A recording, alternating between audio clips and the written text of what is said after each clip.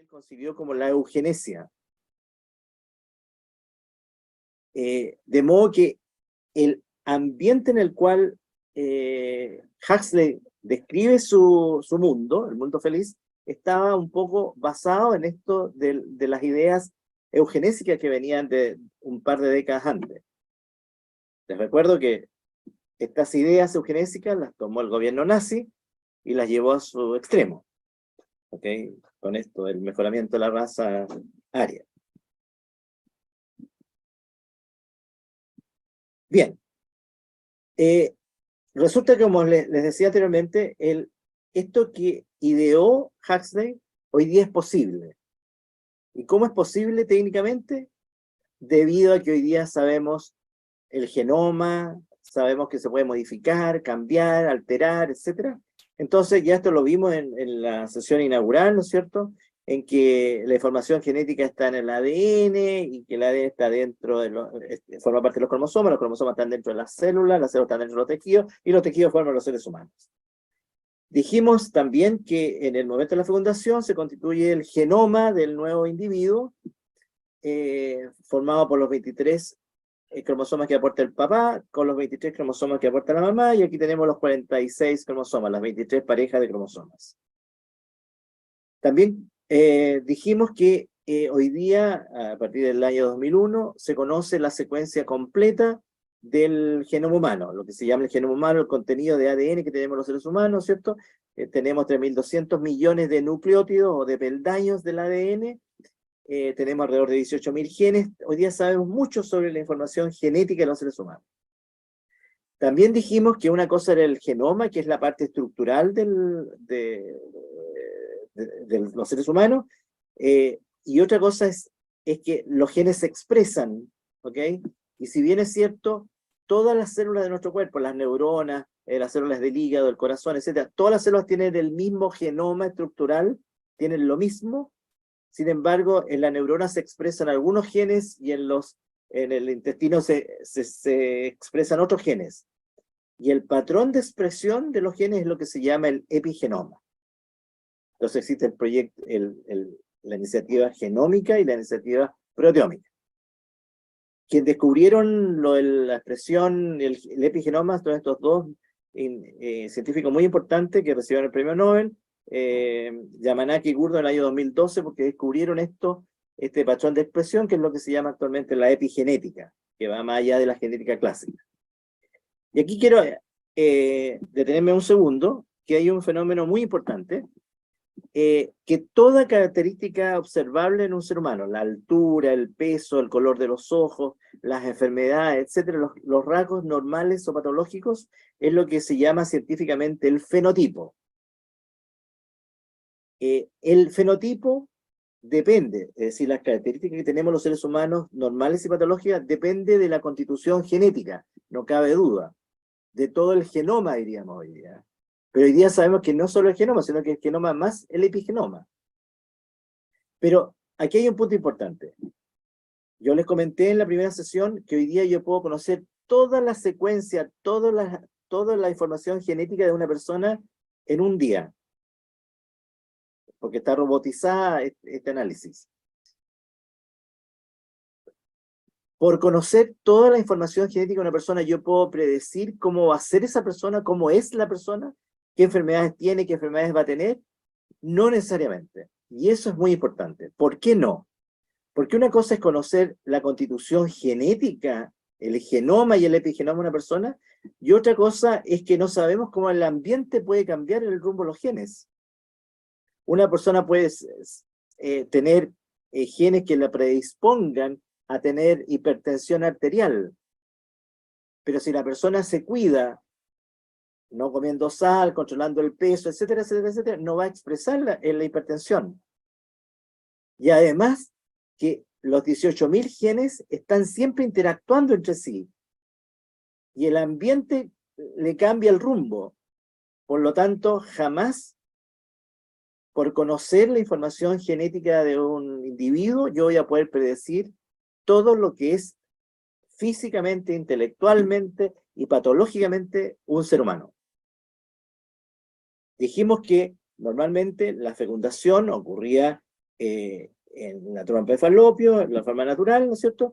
Pero que hoy día, por todo el desarrollo tecnológico, se pueden sacar los óvulos de la mujer, los espermios del hombre, y hacer la fecundación in vitro, fuera del cuerpo, in vitro en el vidrio, en una cápsula. Dijimos que una de las técnicas más usadas, porque tiene una eficacia enorme, es la inyección de los espermatozoides. Y aquí se ve cómo este es un óvulo, cómo se está inyectando a través de una jeringa, ¿no es cierto? Ahí va el espermatozoide. Ustedes comprenderán que aquí casi no hay forma de fallar, porque yo estoy inyectando el espermatozoide dentro del óvulo. Pero entonces, hoy día no solo es posible que parejas infértiles que no podían tener hijos puedan tener hijos mediante esta técnica, sino que además podemos hacer lo siguiente. Resulta que este es hago la fecundación, espero que se desarrolle el embrión en el laboratorio, en la cápsula, y cuando tiene 3 días, cuando es una mórula, igual que una mora, yo puedo hacer lo siguiente. Esta es la mórula, yo puedo sacar una célula con una jeringa, no le pasa nada aparentemente a la mórula del embrión, y extraigo el ADN de esa sola célula, y pongo el ADN sobre un chip, como los chips que tienen los celulares. Y en el chip yo puedo detectar miles de defectos genéticos. Hay un chip que detecta 300.000 mutaciones, 300.000 alteraciones genéticas.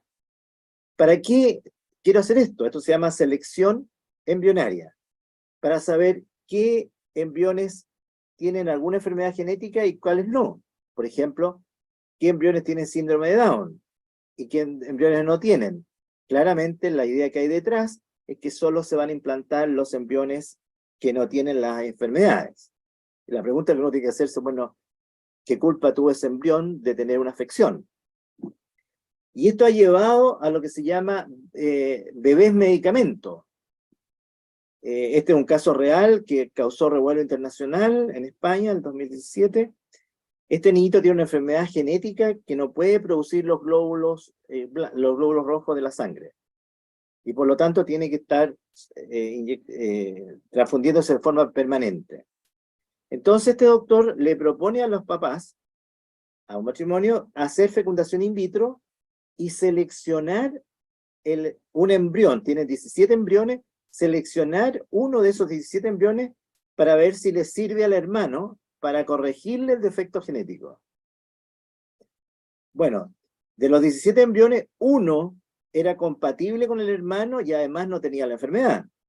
Por lo tanto, a los pocos días de vida de este niño que estoy mostrando aquí, de la guagüita, del bebé, le sacan médula ósea de la cresta ilíaca, del hueso de la cadera, y se la implantan en el hermano y el hermano se mejoró. Y este hermano está vivo, este caso está vivo, ahora es un adulto que ya tiene familia. Entonces la pregunta que se hace uno es, bueno, ¿los padres tienen derecho a hacer esta tecnología para salvarle la vida a su hijo? ¿Es correcto dejar 16 embriones congelados y después botados, que probablemente los van a botar a la basura, para salvar la vida a un hijo? Me imagino que muchos de ustedes habrán visto una película que es una ciencia ficción, pero es un poco esta situación que le acabo de escribir, que se llama La decisión más difícil, que yo se las recomiendo verla, yo lo veo con mis alumnos y nos sirve mucho para discutir qué son los hijos, que no es una pregunta trivial. Pues bien, ahora me voy al ADN, fíjense, estiré esta escalera que les contaba el otro día, que es una escalera, que es el ADN, que está torcida un poco, y la estoy estirando. Y ustedes ven aquí que esta persona está sacando un pedacito del ADN.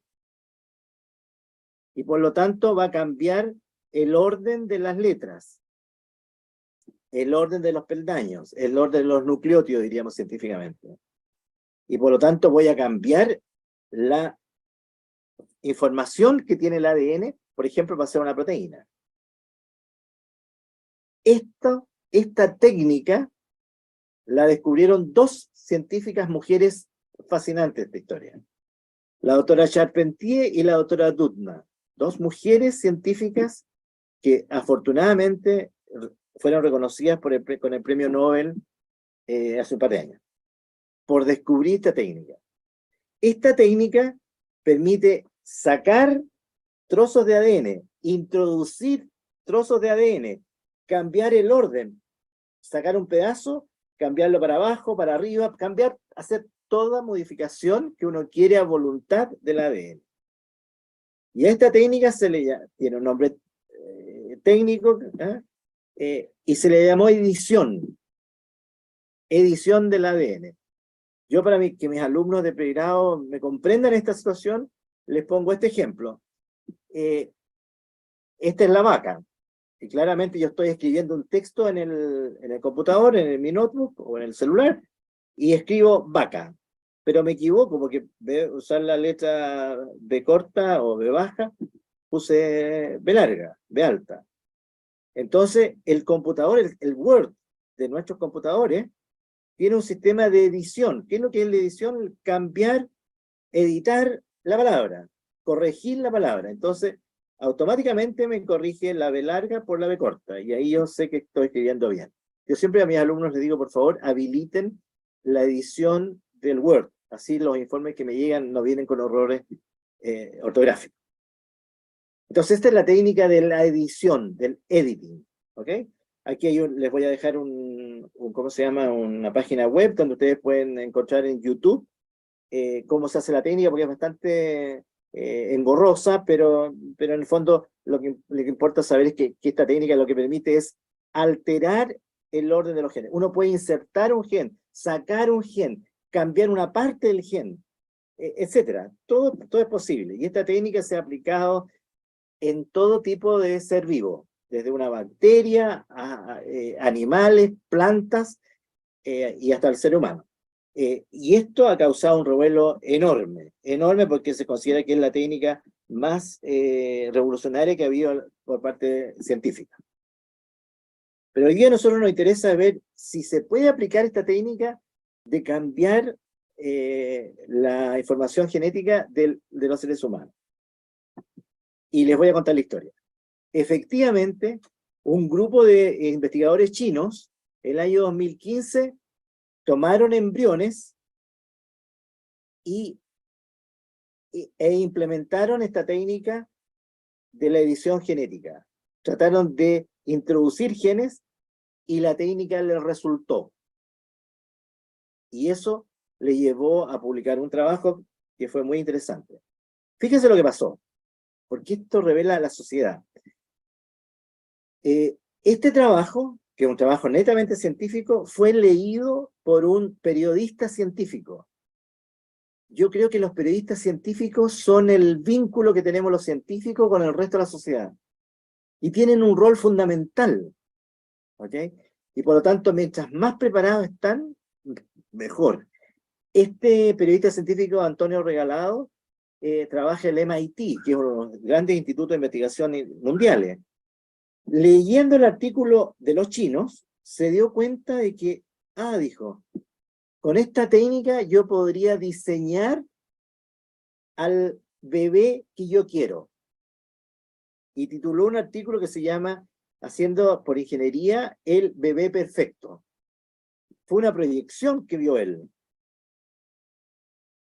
Y efectivamente esto tomó mucho revuelo, porque hoy día los padres pueden ahora elegir el sexo de sus hijos. En Inglaterra está permitido el sexaje de los embriones, y si los padres quieren tener un niñito, un hombre, implantan un hombre, y si quieren tener una niñita, implantan un embrión femenino.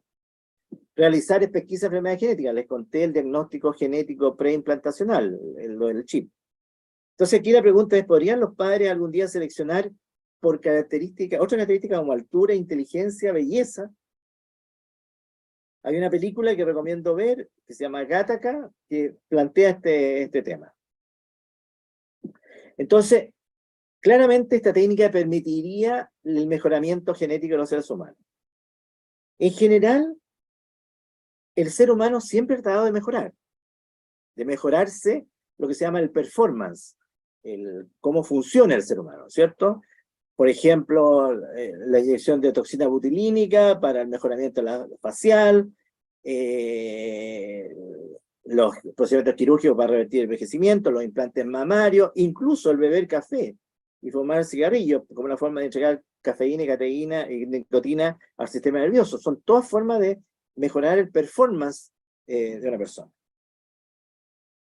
Y aquí hay que hacer una gran diferencia con respecto a la aplicación de esta técnica de la edición. Una cosa es terapia y otra cosa es mejorar. ¿Qué es lo que es terapia?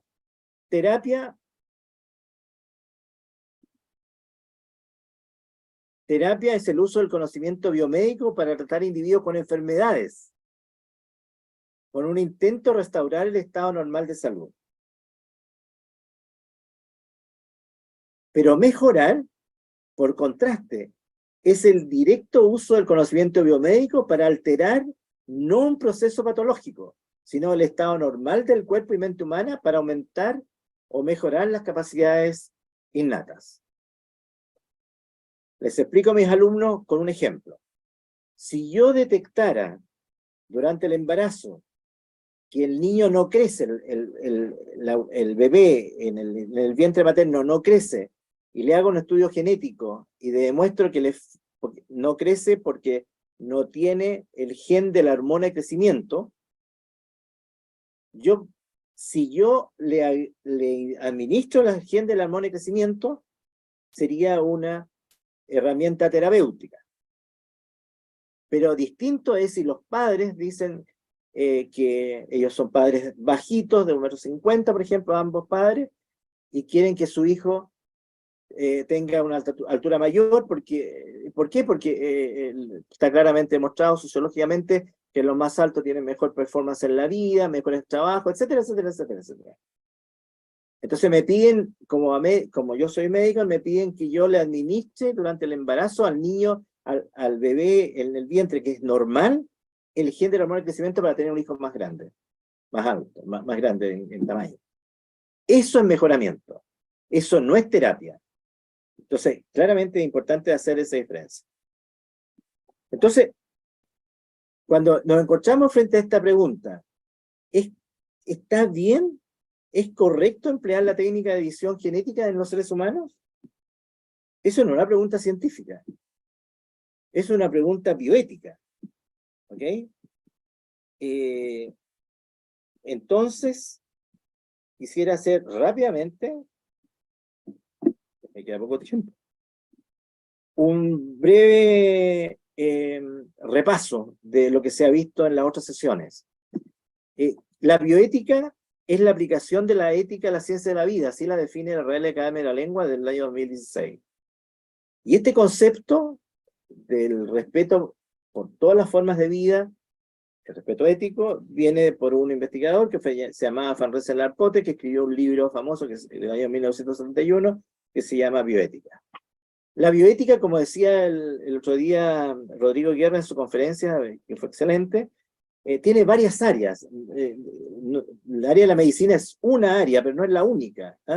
En medicina, en estudios sociales, en biología, microorganismos, los animales, las plantas, y en ecología particularmente. Y aquí entra todo lo que significa las interacciones, las conexiones que tenemos todos con todos.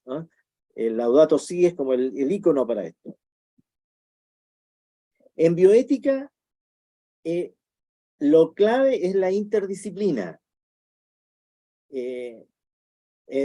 Cada vez que uno analiza un tema bioético necesita primero saber el conocimiento científico acabado y ponerlo en discusión ese conocimiento con representantes de las áreas sociales, de las áreas humanistas, abogados, psicólogos, filósofos, sacerdotes, etc. Y entonces hay que acercar el mundo a los hechos, los facts, es decir, y el mundo a los valores. Eso es la bioética. Lo clave en la bioética, lo clave, como decíamos, señor Screcha, es la concepción que uno tenga del hombre, es tener la antropología de base. Eso es lo que permite abordar un problema bioético. Uno tiene que considerar al hombre inserto en ese problema, en la clínica, en el bosque, en el mar, etc. Y dado que hay distintas concepciones antropológicas, es que existen distintas formas de abordar un tema bioético. Existen corrientes de bioética. Esto lo vimos con la profesora Karina Ordóñez. Existen varias corrientes. Entonces, no es infrecuente que distintas personas piensen distinto respecto a un mismo problema. Y lo vamos a ver con un ejemplo. Existe la bioética, esta es una lista parcial, personalista, principalista, causística, etc. Las dos corrientes como más difundidas en nuestro ambiente latinoamericano son el personalismo, con este manual del gran representante que fue Leo Skrecha, y el principialismo. La bioética personalista, lo básico es que la persona debe ser respetada por su dignidad. Así lo planteó Karol Wojtyła cuando era profesor de filosofía. Y un discípulo de él, Leo Skrecha, planteó de que la persona debe ser respetada por sí misma y por su estructura ontológica, por quien es, por el ser de ella. Esta bioética tiene varios principios que si uno sigue esta corriente, tiene que buscar para respetar. Este es Monseñor Skrecha, que venía habitualmente a Chile a formarnos en la corriente personalista. La corriente principalista es la que sostiene que una acción es correcta desde el punto de vista ético cuando cumple 4 principios. ¿Cuáles son 4 principios? La no maleficencia, la beneficencia, la autonomía y la justicia. Es bastante operacional, esta es la corriente esencialmente anglosajona. Fue postulada por estos dos filósofos, Bisham y Childress. Yo estuve con Childress en el 12º Congreso Mundial de Bioética que fue en México.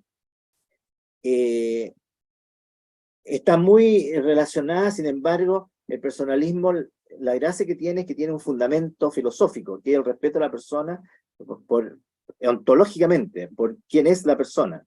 El principalismo no tiene un fundamento filosófico propiamente tal, son principios operacionales que sirven para abordar problemas esencialmente en el ambiente médico.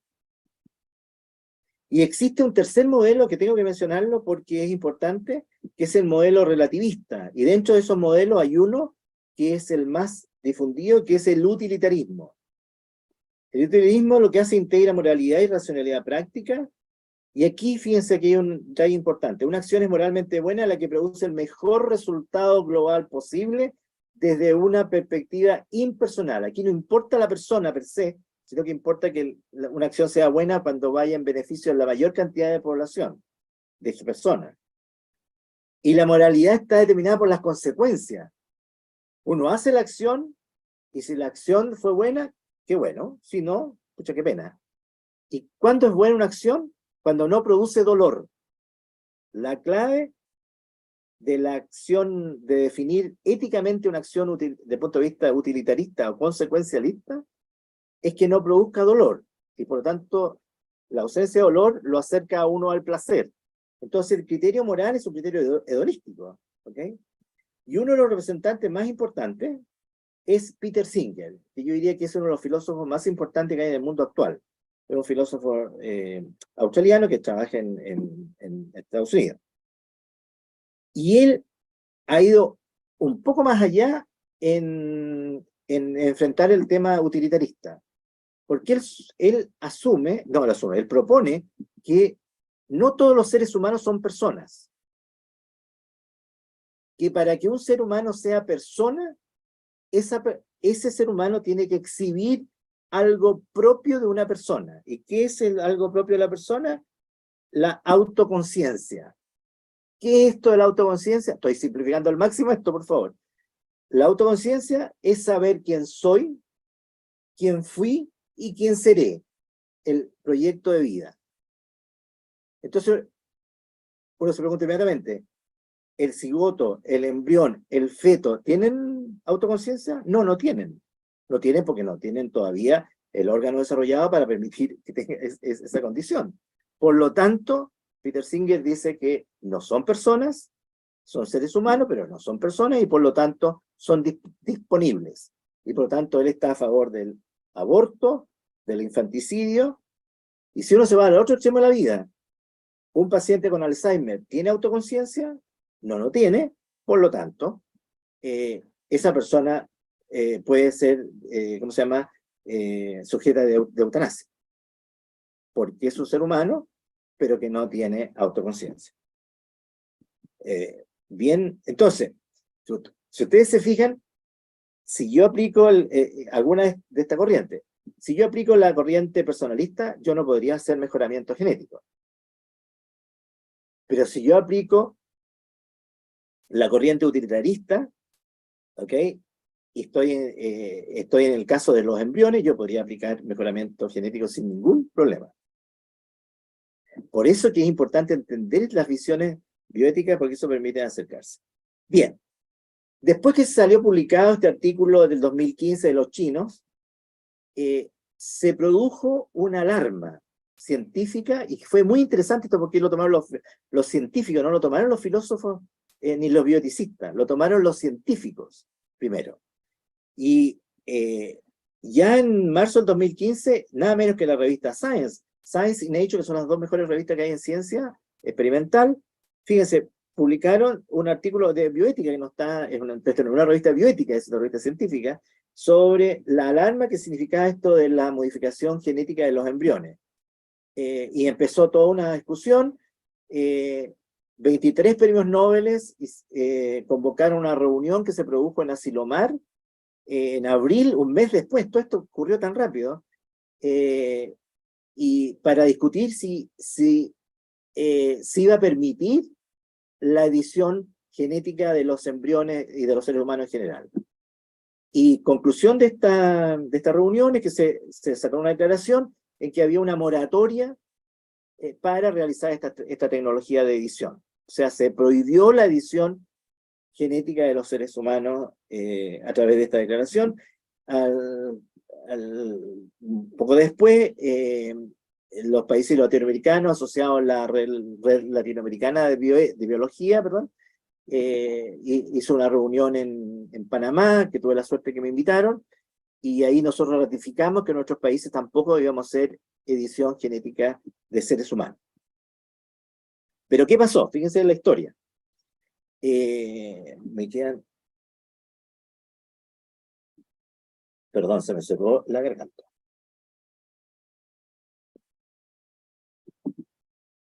Al año siguiente, el año 2016, otro grupo de investigadores chinos hizo el siguiente experimento.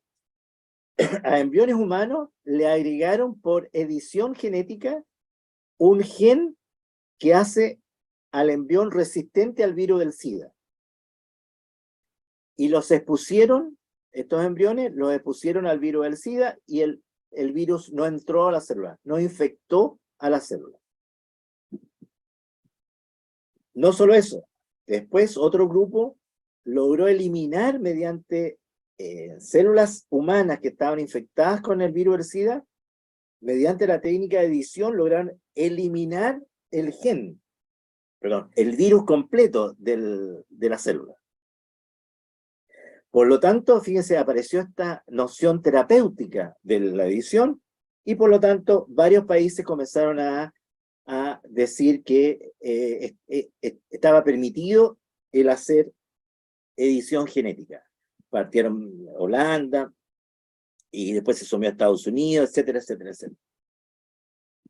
Hubo una reunión general mundial en la cual se acordó que se podía hacer edición genética. Entonces, en esa reunión se definió cuáles eran, por qué los médicos y los investigadores quieren hacer edición genética. Uno, como medida terapéutica. Entonces, hay dos formas de hacer esto. Somática, es decir, en el cuerpo, hacer la edición de las células del cuerpo, o en las células germinales. El punto es que si yo modifico el ADN de las células germinales, esto se va a transmitir, va a ser hereditario. Y el otro abordaje es usar esta técnica para mejorar genéticamente a las personas. También en células somáticas o germinales. Célula somática, por ejemplo, un embrión. Meterle genes de hormona de crecimiento para que sean más grandes. Eso sería somático y germinal. Esta tenía un rechazo unánime.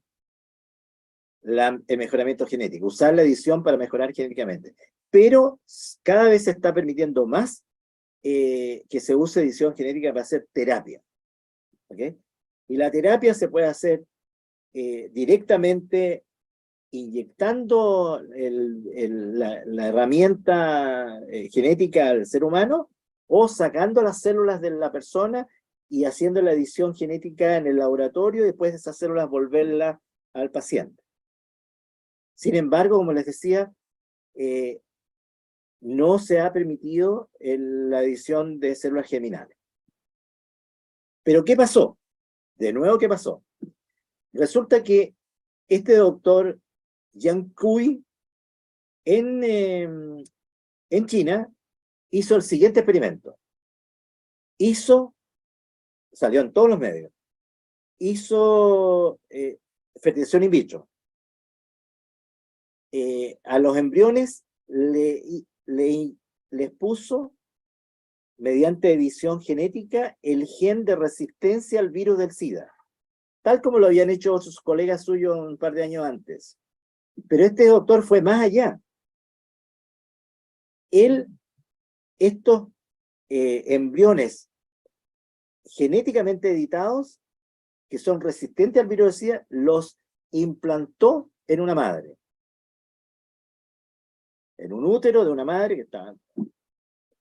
y esa madre dio luz a 2 mellizas, que son las 2 primeras niñas en el mundo, 2 primeros seres humanos, que han sido modificadas genéticamente en forma irreversible, porque ellas van a transmitir esta característica a sus descendientes, y que son resistentes genéticamente al virus del SIDA. Es bien interesante lo que ocurrió socialmente, porque este doctor fue expulsado de la Academia Científica en China, fue puesto en la cárcel por haber hecho este experimento, porque había un consenso de hacer una moratoria de no usar esta técnica para mejorar a los seres humanos. ¿Cuál fue la mejora aquí? El tener un gen de resistencia. Y se ha insistido en una moratoria para hacer edición de células geminales. 2 minutos. Hay un movimiento bioético, filosófico, pero que también es de la área bioética, que se llama el transhumanismo.